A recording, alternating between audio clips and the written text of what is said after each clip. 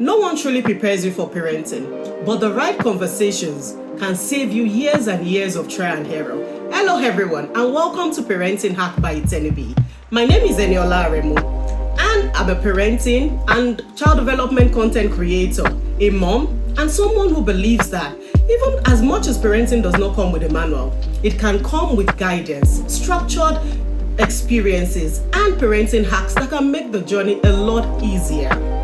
On this channel, in the last few months, I've been able to create content about raising curious, confident, and well-grounded children. But now, I'm diversifying into interview-style conversations where we get to sit with real parents, caregivers, educators who will talk to us about real-life experiences and give us parenting hacks that truly apply to real life.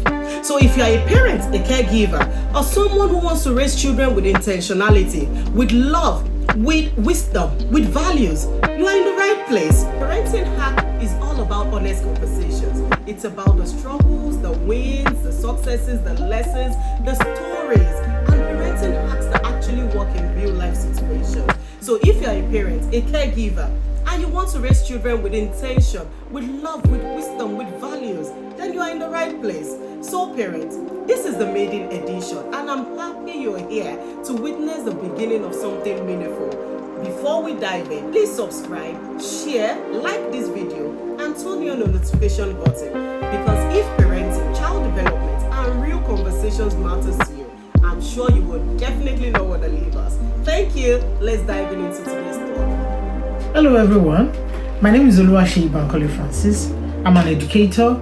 I've taught in both Nigeria and in the UK. I started my career in 2013 teaching as an early childhood educator, working with ages 2 to 7, and later on I progressed into working with teenagers, basically from ages 13 all the way to 17.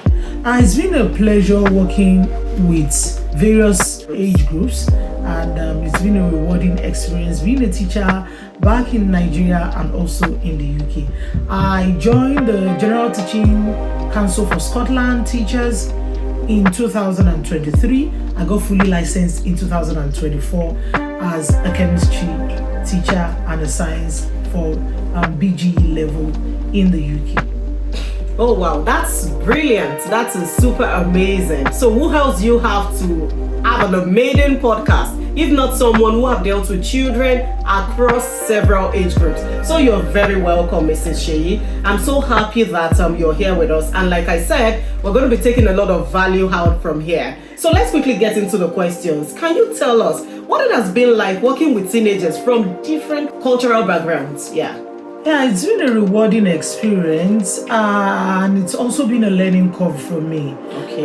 Working with teenagers from various cultural backgrounds has made me realize or learned, let me use the word learned, a lot of things. I think I've probably learned more from the kids more than they have learned from me. Yes, because having in a classroom, you can have nationals from about maybe say 10 countries, 10 various countries cut across all the continents: Asia, Africa, Europe, North America, South America, like that. So it's been very rewarding. And I can tell you, when I look at these teenagers, I see resilience, I see motivation, I see students that want to succeed. I probably learn more from them than they probably learn from me. I know. So it's been very rewarding. When I look at those students, I see motivation, I see resilience, I see hard work, I see students that are ambitious and really want to succeed. So they do not just, when they come into the classroom, they do not just come in with their academics alone. They come in with their shared experiences from their various cultural backgrounds. They also come in with various values from their backgrounds as well. So it's been it's been very rewarding and as well challenging. Oh, I know. We'll come back to that of a challenge. And now, something really stood out for me. You know, the path that you said that the teenagers, they are resilient. You know, you can see a lot of ambitious teenagers and people who are really willing, you know, to learn and all that. So now, how do you now bring that? How do we help parents, especially immigrant parents, to understand that their role is a partnership with the teachers, okay? To help the teenagers to actually become what they should become, it's a partnership with the parents, with the teachers. How do we help them understand that? Because I see a lot of them, it's like you're dropping the children off at school and you feel that the school should just take care of the children and take care of everything. Like, oh, I've done my part in putting them in a good school, then everything is left to the hands of the teacher. So how do your parents understand that? It's a partnership role with the parents and with the teachers. Sincerely speaking, it's something that cuts across cultures, countries, like that. When parents take their kids to school, they are like, the kids are your problem now to the teacher. The kids are the problem teacher, not their problem anymore. It's not just an immigrant thing. I know. It is like that everywhere around the world. Fair enough. Yes. But I think coming into I'm talking about immigrant parents now, a lot of them are quite confused as to what to expect. Coming in from their own background, you know, into another country, whereby some of them don't even understand what the educational sector is like yet in that country. So I see a little bit of confused parents as to how to handle their kids' academics and how to balance their emotional well-being as well as their health. Do you understand? So sometimes it's a little bit conflicting and challenging as well for the parents. But what I usually advise is that on the part of the school, reassurance and communication is key, which I think a lot of schools in the UK are very good at doing. It is something that we inculcate into the school system. That is, it's a habit of the school system to ensure that constant communication and reassurance is something that is that you talk about every time. That is given to parents here. Reassurance and communication. Oh wow, beautiful. Reassurance, communication. Communication is actually key in any relationship. So I'm really, really happy that you're saying that schools across the UK actually do well in communicating with parents, which is very good. But I also would want to believe that there will still be one or two parents who actually lag behind. Do you think these parents understand the long-term effects of them not being involved in their child's education? I can give you an example, because you can have a situation whereby the school will call for parent-teachers meeting or parents to come to school. Now, I've experienced that before and I've had to see that how many parents, immigrant parents, are here. Not a lot of them. So do you think parents, and I think that it's important that parents attend such meetings. It shows that you really care about your child's education, right? And your child's development. So now, do you think that parents who are not involved, do they understand the long-term effect? The effect this would have, the impact it will have on their child's, schooling in the long run when they are not involved? Well, I think for some of them, they do know, while some don't actually know. Okay. Yes. Let's be fair. Settling in a new country, it's very challenging. It's very tough. You have dreams, you have aspirations, you have expectations, and then you come into a new country with quite a different cultural background or cultural setting from where you are coming from. Trying to juggle childcare, trying to get a job, to settle down. It's quite a lot on the parents, and I tell you, it takes a toll on parents' mental health. I agree. Which eventually affects the well-being of the children. Whether we like it or not, directly or indirectly, it affects the well-being of the children. But even at that, because when you ask the question from the parents, why did you decide to leave your home country and move? Most times, it's not usually about them. It's usually about the kids. Children. They'll tell you, I want a better life for my children. I want them to be exposed to a better culture. I want them to have a better education. But here they are struggling to survive. They are in survival mode. it's challenging, like I said. But for the intentional parents, you cannot afford to forget the reason that brought you here. The reason that brought you here. As much as you are trying to survive, you still need to keep your home front running. And what is the home? What is the home front? If you ask me, the children. You cannot afford to lose them to the system, which has always been my fear for immigrant parents. Losing their children to the system they find themselves in. So for me, I usually advise that parents take their roles and responsibilities as parents sincerely. Like they need to be intentional. That's the word. With how they parent here. Because if they are not careful, like I said earlier, losing your child to the system, not just the social care worker taking your child away, how about losing them to social vices, like the kids being introduced to sexual abuse, kids being introduced to drugs and all sorts of social vices, So you have to be an intentional parent, whether you like it or not. Oh no. I can't but I kept hearing intentionality. And I think that's just it, parents, because you need to raise. There are a lot of excuses for not doing the right things. But when we're intentional with whatever we're doing, we can be sure that no matter what the struggles are, we will always find and strike a balance, like she said. So that really stood out for me. She kept using the word intentionality to be intentional. So I hope somebody will take that away from here, that no matter what you're going through, you need to remain intentional. But then you talked about the system, and that brings me to my next question. How do you think cultural differences between a parent's background and the new country system, how does it affect how they support their children academically?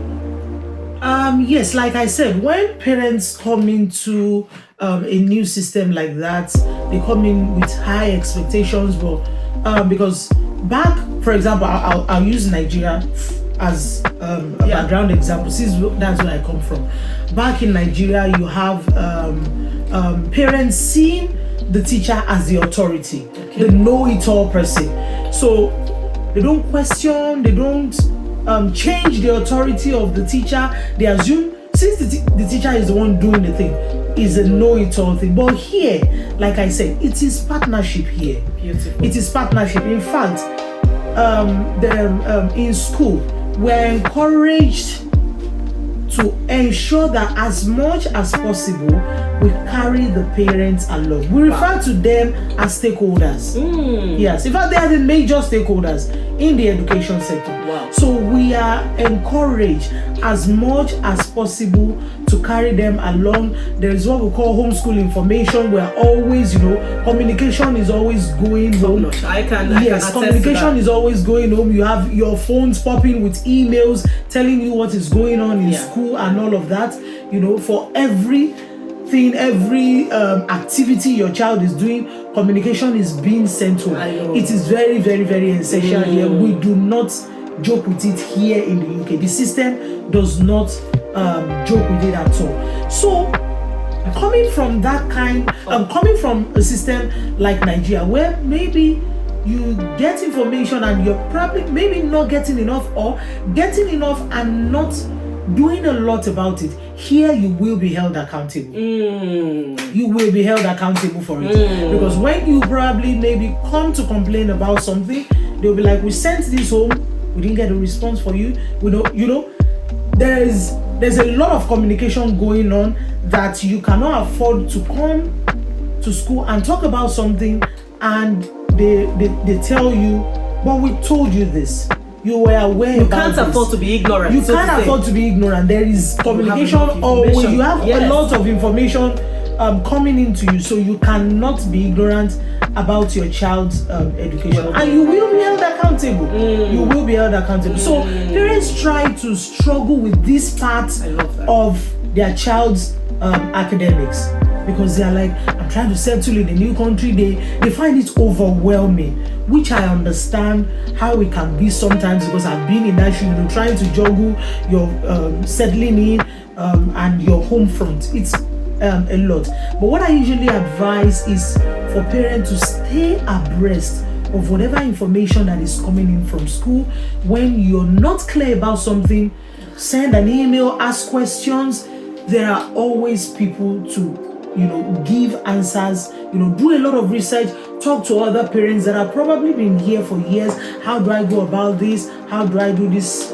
Make your child's teacher your partner. I won't use the word friend. You make them your partner, whereby when I mean partner, I mean partner in educating your child. Of course. This is what I've done so far. What do you think I can?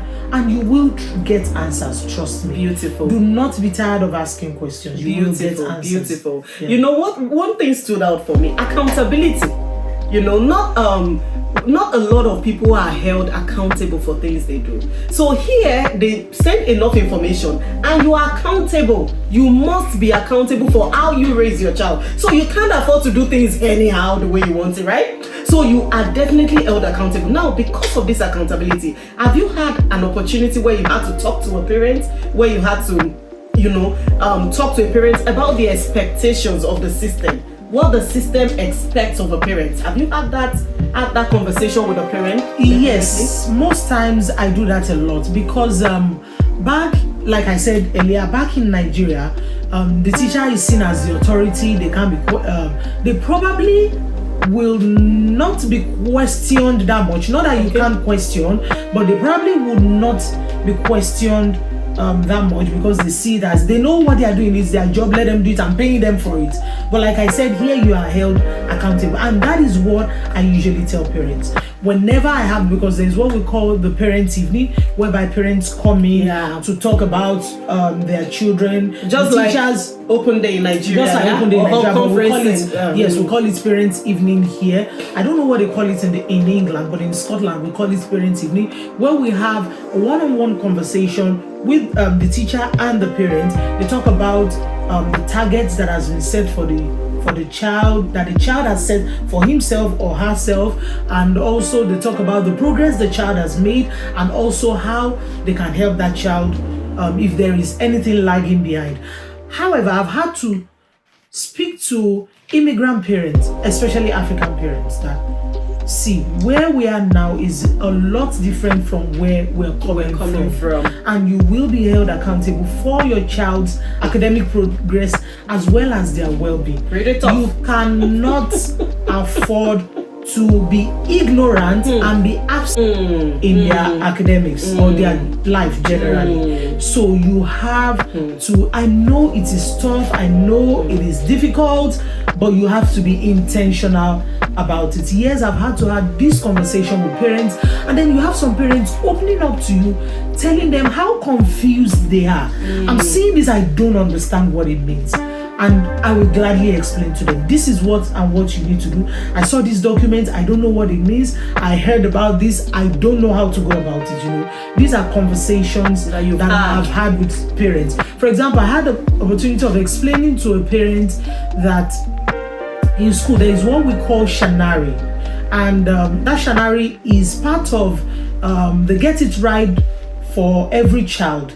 It's called GEFERG. That is one of the principles that they use in teaching in Scotland is and that GEFERG contains it's called shanari. That shanari is an acronym. S stands for safe, H stands for healthy, A stands for achieving, N stands for nurtured, A stands for active, R stands for respected, the other R stands for responsible, and the last I stands for included. Beautiful. Now, what all of this shanari means is that they are going to is a will kind of thing. Okay. They are going to test those indicators. They give it to the child and they tell the child, using these shanari indicators, how well do you think, rate yourself. Okay. From 1 to 5. Some can have it from 1 to 10, but majority that I've seen is from 1 to 5. For 1 being least safe. That means the child does not feel safe At all. when it is for S. And 5 means I am always safe. You know, healthy, I am active, I am nurtured, I'm well nurtured, I'm respected, I'm responsible, I am included. You know, all of these things are what they give the children to feel it, and they feel it from time to time. Maybe like once every term. Wow. They make sure they do it maybe like once every term. And all of this, when these children do it, they give feedback. Okay. To other stakeholders, not just the parents. They give to the social worker, they give to their guidance teachers, they give to if the child is a child that has special needs and they probably have a special needs person working with the child, they give all of those things they give all of those feedback to these stakeholders. And they sit down and deliberate. Even if the child has a medical condition, it is also given to maybe the nurse or the GP in charge of that child. Wow. So it is a wholesome activity that is going on in education here, just for the child. That is why they call it Get It Right for Every Child. It's girlfriend. Okay. And that is the standard that is used in Scotland. So I tell parents, imagine your child not passing or filling these indicators to standard. God. It falls back on you as the parent. Yes, and that is why you have where the issue of social workers coming in and all of that. It is not just academics. No. It is not just about academics. It cuts across, like I have just said. The total well-being of the child. The child must be able to say, on a scale of 5, I am 5/5 safe in my home. I feel respected, I feel responsible. And also another thing I make parents understand is that here children are made to communicate their feelings at every single point in time. They are not shut down in any way. They communicate how they feel. In fact, there are some classrooms, they come into class in the morning and they have on the board a chart. How you feel, a chart. How do you feel coming to school today? I think I've seen that somewhere, maybe. And the kids pick up the button line and they put it on. Yes. Sad, happy, not sure. You know, even we as secondary school teachers, sometimes we use it as an introduction into our lesson, because we really want to know how you're feeling. The state of the classroom. Exactly. Are you ready for today's lesson? If you're not ready, we need to trash out the basics before we move into the academic part of the lesson. So, beautiful. I think all of these are what I've had to discuss beautiful. with parents. That shanari for me is intentionality at its peak. Like, very, very intentional in checking out the well-being of a child. So I'm so happy that you've had those conversations with parents, and I really, really hope that they've gone away with something and they would go home and then continue to be intentional in raising their little ones. Thank you so very much, Michelle. We're going to go into the next step just immediately after the break. Let's just go on a short break. We'll be back. Parents, don't